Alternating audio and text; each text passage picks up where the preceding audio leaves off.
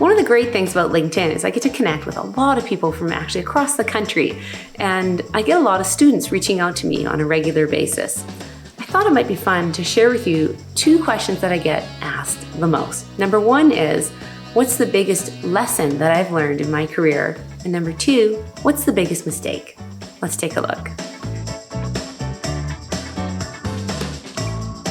Let's start with failures. It's a fun one. So what's the biggest failure I've ever made? That is easy. I would label it actually as a behavior, and that is being afraid of failure. For someone who is highly motivated, being afraid of failure can become prohibitive. It can stop you from being 100% committed to your future and taking those calculated risks. When I first started in my career, I was so worried about failure and letting people around me down that I didn't become fully committed to tasks that I was doing. The result was I didn't feel like I was getting any traction. And once I stopped worrying so much about the what ifs and started doing, wow, it was amazing. The setbacks and missteps that I made were minor in comparison to the success that I achieved. You only live once. Don't worry so much about failure. You have to absolutely go for it. Give it your all. What's my biggest learning? Well, this one is also easy for me to answer. It's that being me is good enough.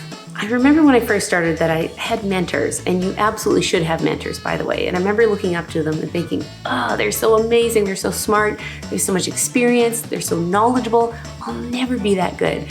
And I would try to be like them. But of course, you can't be like another person, you can only be you.